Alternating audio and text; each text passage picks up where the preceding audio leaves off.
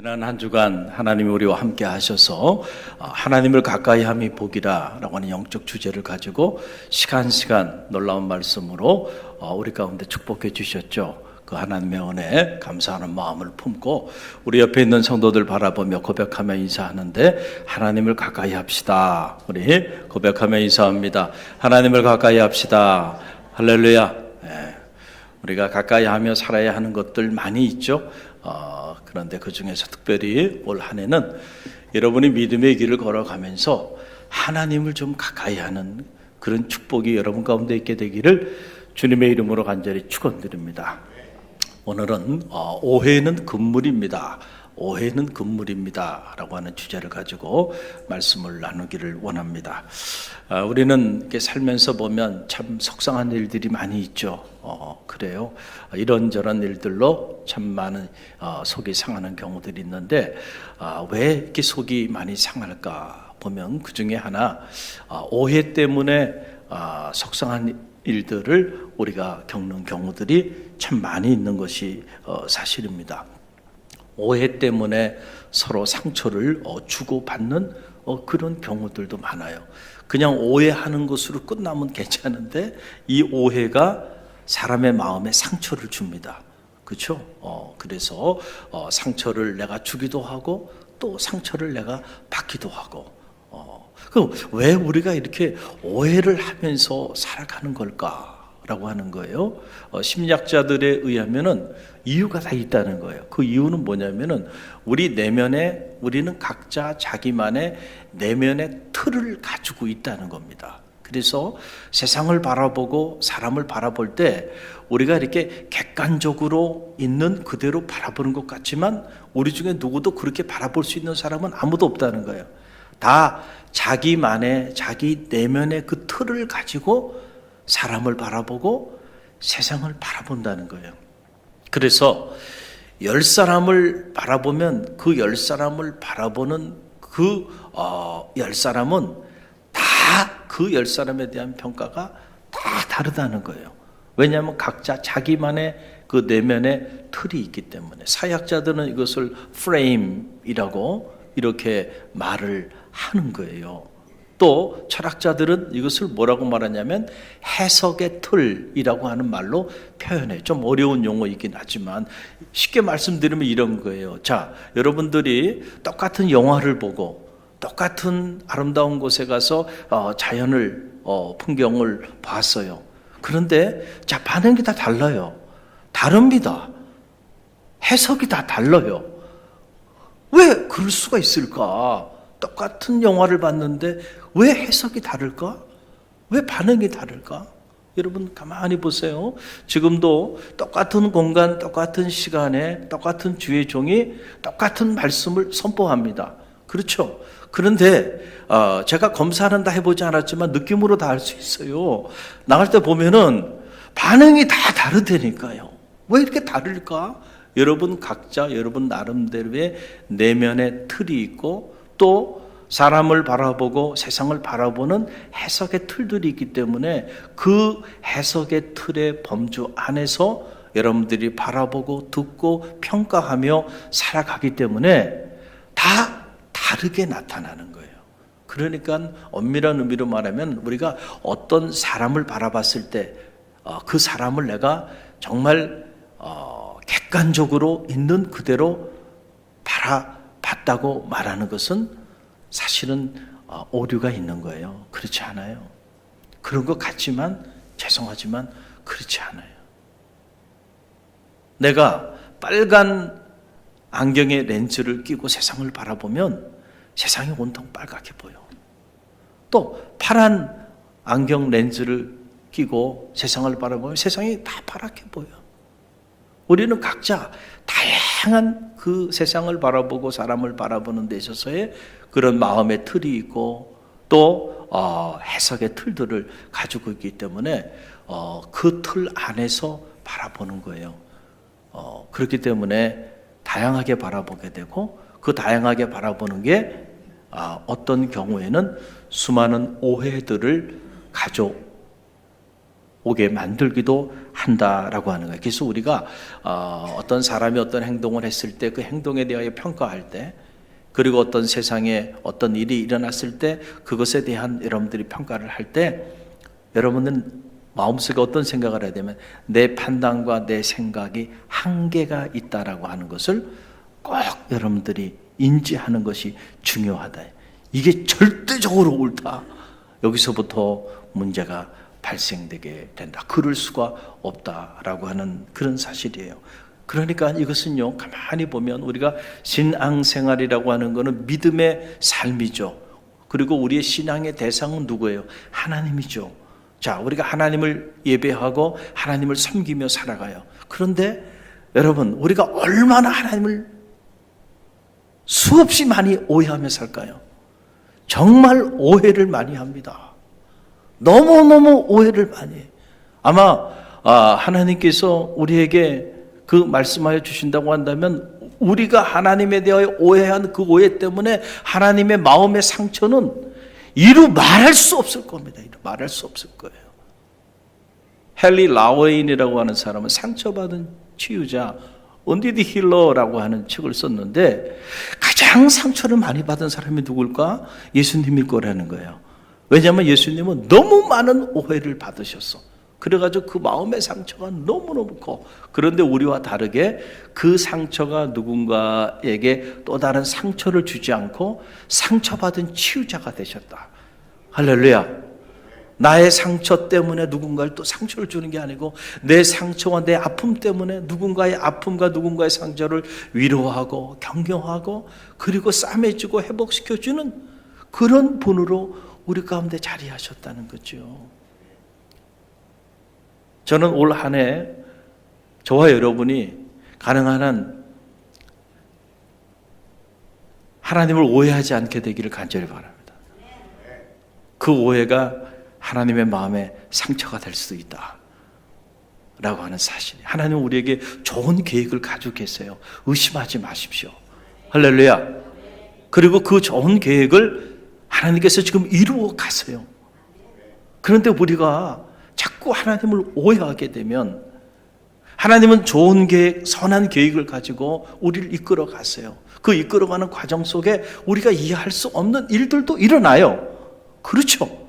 그러나 그런 일이 일어난다 할지라도 절대로 하나님을 오해하지 말고 끝까지 하나님을 신뢰하시란 말이에요. 그런데 우리가 그런 어려움에 봉착하게 되면은 하나님에 대한 의구심이 생기고 그리고 하나님에 대한 불편한 마음들이 모락모락 올라와요.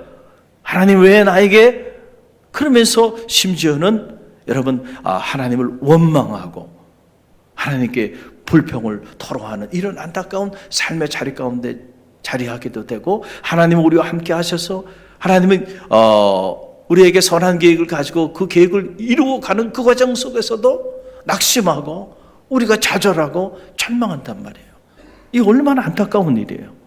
제가 예를 들어서 쉽게 여러분에게 설명을 드려볼게요. 여러분 자 보세요. 출애굽 이후에 이스라엘 백성들이 하나님이 낮에는 구름 기둥으로 밤에는 불 기둥으로 그들을 인도하여 주셨어요. 그 인도함을 따라서 그들이 간 곳이 어디냐면은 바로 홍해 앞입니다. 앞에는 홍해가 가로막혀 있고 뒤에는 애국 군대가 쫓아오고 있어요. 그러니까 앞으로 갈 수도 없고 뒤로 후퇴할 수도 없는 상황에 이스라엘 백성들이 봉착해 있게 됐어요. 그러니까 그들이 그 순간에 하나님을 오해했습니다. 어떻게 오해했나요?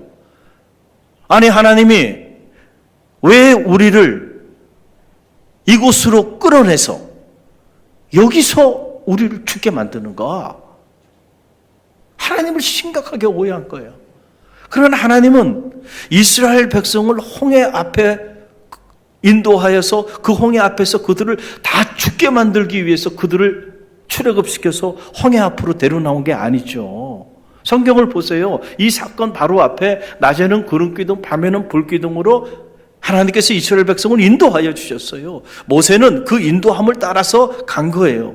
그 인도함을 따라 갔는데 보니까 앞에는 홍해가 가로막혀 있고 뒤에는 애국 군대가 쫓아오는 거예요. 진퇴양난이에요. 출구가 보이지 않아요. 우리가 인생을 살다 보면 때때로 믿음의 길을 걸어가면서도 이런 한계 상황 속에 봉착할 때가 있어요. 그때 우리는 하나님을 오해하기 시작한다니까요. 이스라엘 백성이 심각하게 하나님을 오해합니다. 우리를 죽이기 위해서 끌어냈다. 그래서 모세를 향하여 막 원망하고요. 모세를 향하여 막 그냥 입에 담지 못하는 말들을 퍼붓기 시작하면서 죄종 모세를 밀어붙입니다. 여러분, 그 안타까운 기록이 출애굽기 14장 11절로 12절에 나와요. 여러분, 우리 한번 읽어봅니다. 함께 읽어봅니다. 그들이 또 모세에게 이르되 애굽에 매장지가 없어서 당신이 우리를 이끌어내어 이 광야에서 죽게 하느냐? 어찌하여 당신이 우리를 애굽에서 이끌어내어 우리에게 이같이 하느냐? 우리가 애굽에서 당신에게 이른 말이 이것이 아니냐? 이르기를 우리를 내버려 두라. 우리가 애굽 사람을 섬길 것이라 하지 아니하더냐? 애굽 사람을 섬기는 것이 이 광야에서 죽는 것보다 낫겠노라. 여러분, 이것보다 더 심각한 하나님에 대한 오해가 어디 있습니까? 하나님은 지금 430년 동안 애굽에서 진짜 인간으로서의 경험하지 말아야 하는 그런 착취와 억압 속에 고통 가운데 있었던 그 백성들의 울부짖는 소리를 들으시고 그들을 구원하셔서 이제는 노예가 아니고 성민, 거룩한 백성이 되게 하시고 꿀과 젖이 흐르는 가나안 산지로 그들을 인도하여 주시기 위해서 출애굽시키시고, 그리고 그 과정에서 그들을 홍해로 인도하여 주신 거예요. 그래서 이 홍해에서 바다가 갈라지는 기적과 이적을 체험하게 하여 주시기 위하여 모세를 통하여 그리로 인도하신 겁니다. 그런데 백성들은 하나님을 오해한 거야. 하나님이 모세 당신을 통해서 우리를 이 광야에서 죽게 만들기 위해서 애굽에 매장지가 없어가지고 우리를 애굽에서 끌어내서 이곳에서 다 죽게 만드느냐. 얼마나 심각한 오해입니까? 그렇죠? 차라리 우리가 애굽에 있었으면 좋았을 뻔했는데, 우리가 그곳에 그냥 있겠다 그랬는데 왜 우리를 끌어내서 당신이 우리를 여기서 다 죽게 만드느냐고 말이죠. 모세를 향하여 말이죠. 야, 무섭습니다. 사람들이요, 이렇게 오해를 하게 되면요, 이렇게 무섭게 돌변하는 거예요, 한순간에. 사랑하는 성도 여러분, 왜 이런 기사가 성경에 기록되어 있을까요? 우리가 믿음의 길을 걸어갈 때 항상 꽃길만 있으면 좋겠죠. 누가 불평하고 원망하겠어요? 믿음이 뭐 필요하겠어요? 꽃길만 있다고 한다면. 그러나 때때로 우리가 하나님의 인도하심을 따라, 말씀을 따라 그렇게 믿음의 길을 걸어갈 때 우리의 생각을 넘어서는 홍해가 우리 인생의 앞길에 가로막힐 때도 있다는 거예요. 그리고 뒤에는 애국 군대가 쫓아와요. 아무리 생각해도요, 출구가 보이지 않는, 정말 이해되지 않는 상황에 우리가 던져질 수도 있다. 그러나 기억하세요. 그때도 하나님은 여러분을 통하여 선한 일을 계획하고 계십니다.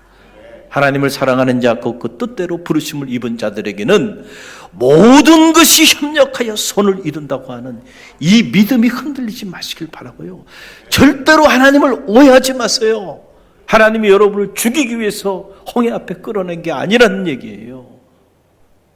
그런데 이스라엘 백성들이 이렇게 심각하게 하나님을 오해하면서 죄종을 밀어붙이고 있는 이런 안타까운 장면이 나와요. 성경에는 이런 장면이 한두 군데 나오는 게 아니에요. 자, 한 군데만 제가 더 여러분에게 그 예화로 말씀을 드리면 이렇습니다. 자, 이스라엘 백성이 바벨론의 포로로 끌려갔죠. 물론 그들의 잘못 때문에 끌려간 거죠. 그들이 하나님을 가까이 했으면 절대로 바벨론이라고 하는 하나님을 알지 못하는 이 제사장의 나라가 제국의 나라에 의해서 짓밟힘을 당할 일은 일어나지 않아요. 그런데 그들이 하나님을 멀리했어요. 그 결과 결국 그들은 하나님을 알지 못하는 이 제국의 도시 바벨론에 의해 짓밟힘을 당하고요, 하나님의 성전은 폐허가 되고요, 그들은 포로로 끌려갔습니다. 그러나 하나님은 그들을 회복하여 주시기를 원하셨어요. 그래서 70년이 차면은 다시 돌아오게 할 거다. 그리고 하나님께서는 그 회복의 역사를 위하여 하나님은 하나님의 일을 행하고 계신데 이스라엘 백성들은 또 그 순간에 하나님에 대한 심각한 오해를 합니다. 이제 하나님은 우리를 버렸다고 생각했어요. 그리고 이제 하나님은 우리가 아무리 기도해도 하나님 우리의 기도에 응답하지 않는다고 생각했어요. 하나님은 우리에게 재앙만 내리시는 분이라고 그렇게 심각한 오해를 그들이 마음 깊은 곳에 하고 있었습니다. 물론 그들의 오해는 그들의 경험에 의해서 이루어진 거죠. 우리는 언제나 우리의 경험에 근거해서 세상을 바라본, 그래서 우리의 마음의 틀, 해석의 틀이라는 것은 언제나 나의 경험에 근거하고 나의 경험에 기초하고 있다니까요. 여러분, 자라보고 놀란 가슴 뭐 보고 놀란다 그래요? 소뚜껑 보고 놀란다니까. 왜냐하면 자라보고 놀란 뭐가 있어요? 경험이 있어. 그러니까 그 경험, 그 안 좋은 경험을 가진 사람은 그 비슷한 것만 보면 가슴이 뛰는 거예요. 야, 이거 또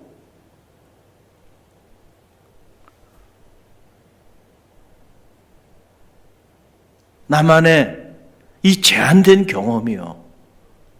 이 제한된 경험이 일반화의 오류를 범하게 되면 안 된단 말이죠.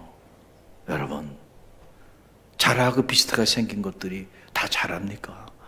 아니잖아요. 그 어떤 사람들은 남자에게 상처받은 사람들은 남자는 다 그래. 남자가 다 그렇습니까? 좋은 사람들도 있어요. 할렐루야. 그런데 어떤 남자에게 교제하다가 상처를 받았어요. 그러면 그 받은 그 상처 때문에 이 사람은 마음의 틀이, 해석의 틀이, 그 경험에 근거해서 다 그렇게 봐. 그래서 남자는 다 도둑놈이야. 남자는 다 나쁜 놈들이야. 그런데 다가 아니거든요. 좋은 사람도 있고요. 나를 행복하게 해줄 좋은 만남도 얼마든지 있어요. 그런데 그 해석의 틀에서 벗어나오지 못하면 이 사람은 좋은 만남을 가질 수가 없어. 그렇죠? 또 여성에게 상처받은 분들이 있어요. 여자는 다 뭐라 그러지? 여기까지만 할게요. 그러면은 여성을 다 그렇게 보는 거야. 그러나 그렇지 않잖아요. 얼마나 귀한 여성들이 많이 있어요. 우리 갈릴리 교회도 많이 있고. 할렐루야. 그런데 왜 사람들 그렇게 다 보냔 말이야. 자기의 제한된 경험, 그 제한된 경험이 마음의 틀을 형성하게 되고 그 마음의 틀이 사람을 바라보고 세상을 바라보는데 객관적으로 바라보지 못하게 만들어버렸다는 거잖아요. 그러니까 이스라엘 백성이 말이죠. 70년 동안 바벨론 포로기를 살면서 그 경험이요. 하나님에 대한 어떤 마음의 틀을 갖게 됐냐면 하나님은 우리 기도에 응답하지 않는 분이고 하나님은 우리에게 재앙을 내리시는 분이고 하나님은 우리를 버리신 분이야. 그러니까 하나님에 대한 심각한 오해가 작동이 돼가지고 말이죠. 이스라엘 백성 전체가 하나님에 대해 그렇게 생각해요. 그러니 하나님은 이제 그들에게 70년이 차면 그들을 다시 회복시키시고 다시 돌아오게 하실 계획을 가지고 그 일을 추진하는데 백성들이 마음속에 그런 심각한 오해를 가지고 있으니 어떻게 하나님이 이 일을 행할 수가 있겠는가? 그래서 하나님께서 제레마야, 눈물의 선지자 예레미야를 통하여 이런 놀라운 말씀을 그들에게 대언하게 합니다. 여러분, 그 내용이 예레미야 29장 11절로 13절에 나와요. 예레미야 29장 11절로 13절 우리 함께 읽어봅니다. 여호와의 말씀이니라. 너희를 향한 나의 생각을 내가 아나니 평안이요 재앙이 아니니라. 너희에게 미래와 희망을 주는 것이니라. 너희가 내게 부르짖으며 내게 와서 기도하면 내가 너희의 기도를 들을 것이요 너희가 온 마음으로 나를 구하면 나를 찾을 것이요 나를 만나리라. 아멘. 여러분, 이 말씀을 어떻게 읽습니까? 저는 이 말씀을 쉽게 읽습니다. 어떻게 쉽게 읽나요? 제발 나를 좀 오해하지 말라라고 하는 얘기예요. 하나님 입장에서 보면. 그래서 예레미야라고 하는 선지자를 통해서 너희 백성들에게 제발 너희들 하나님을 오해하지 말라고 이렇게 좀 말을 좀 전해달라는 거죠. 너희를 향한 나의 생각을 누가 알아? 내가 안다. 내가 하나님 말씀을 대언하는 거예요. 너희를 향한 나의 생각은 재앙이 아니야. 내가 너희에게 뭘 주기 위하는 거예요? 재앙이 아니고 너희에게 평화를 주기를 원해.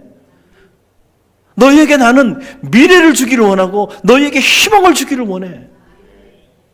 그러니까 이 나의 마음을 제발 오해하지 않고 백성들이 좀 내 이 마음을 좀 받아줬으면 좋겠어. 그러니까 예레미야 선지자를 통하여 내 이 마음을 백성들에게 어떻게 해달라는 거예요? 전해달라는 거예요. 너희를 향한 내 마음은 재앙이 아니야. 평안이야.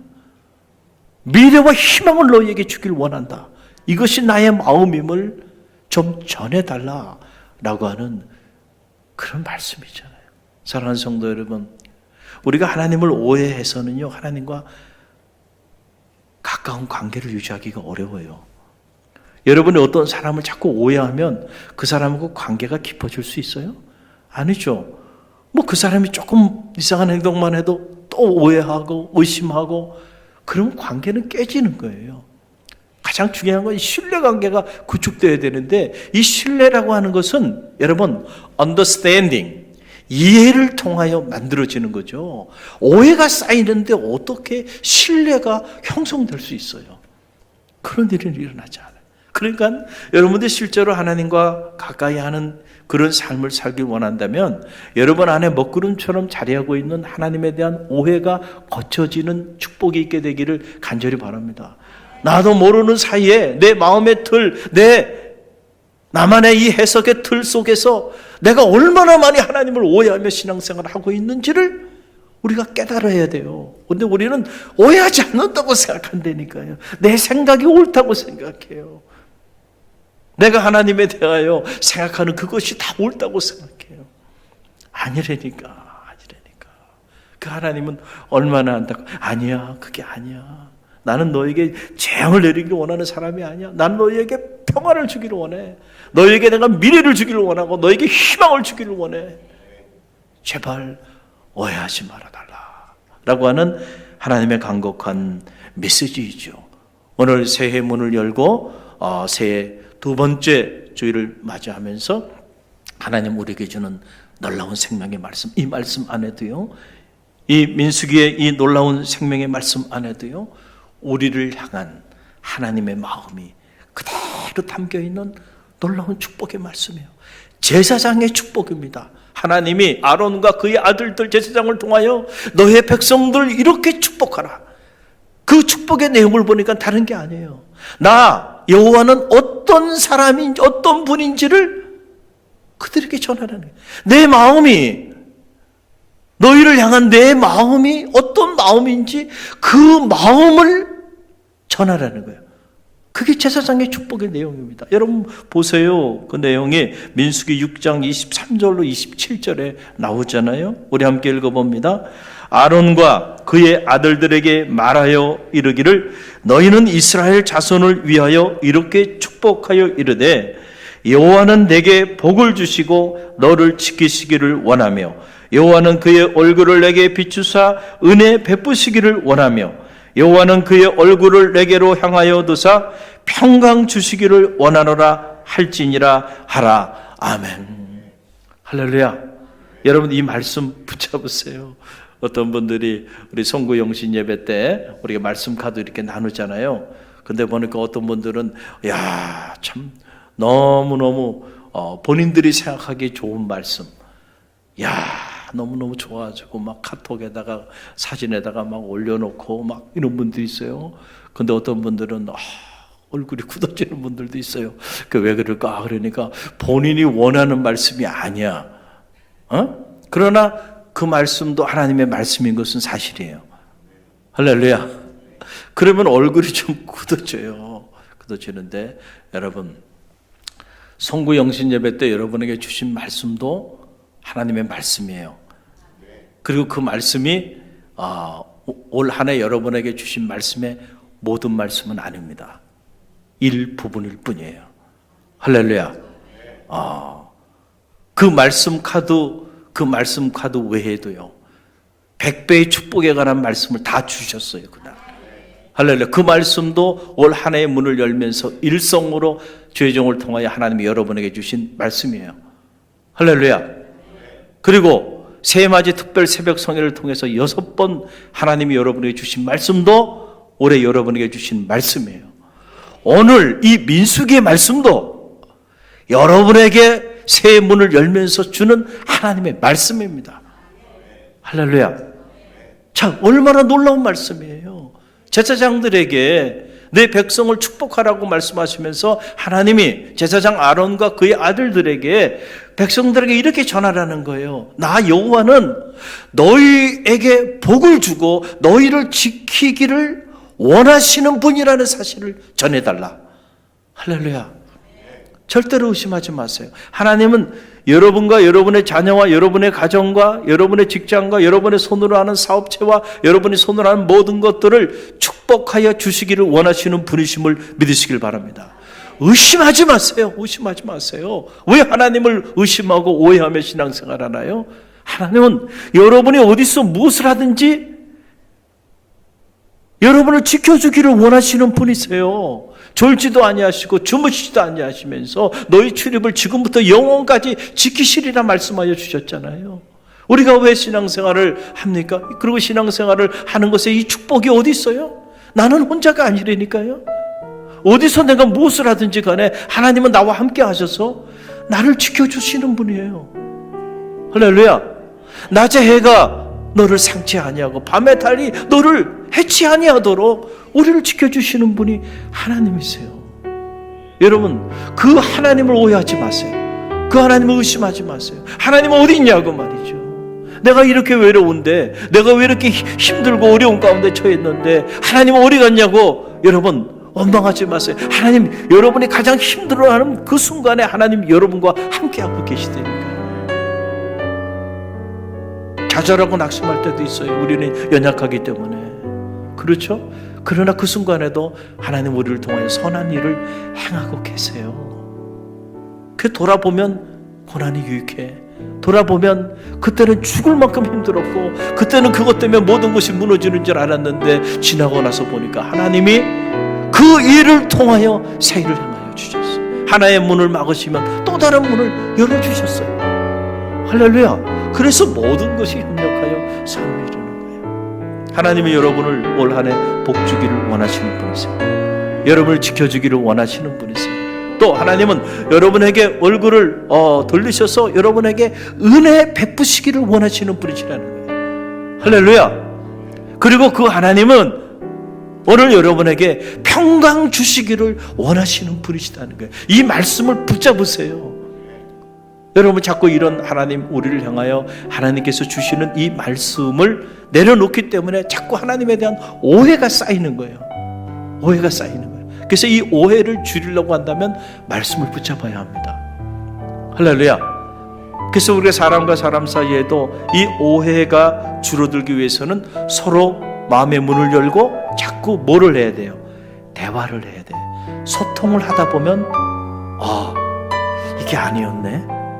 그걸 깨닫게 되는 거. 그 사람의 마음을 알게 되잖아요. 그러면서 어떻게 내 제한된 마음의 틀, 해석의 틀이 잘못됐구나 라고 하는 것을 알게 되면서 관계가 회복되죠. 그 하나님과 여러분 사이에 그 수많은 오해 먹구름을 어떻게 여러분 제거할 수 있나요? 하나님이 오늘도 여러분에게 주시는 이 말씀을 붙잡을 때 그 말씀 안에서 여러분이 하나님과 영적으로 대화, 뭐예요? 기도죠. 기도할 때, 말씀 붙잡고 기도할 때 점점 오해가 사라지는 거예요. 할렐루야. 그리고 하나님을 있는 그대로 내가 어떤 어려운 상황에 봉착했든지 간에 하나님을 의심하지 않고 있는 그대로 하나님을 받아들이게 되는 거예요. 여러분 그것을 우리가 믿음이라고 말해요. 믿음.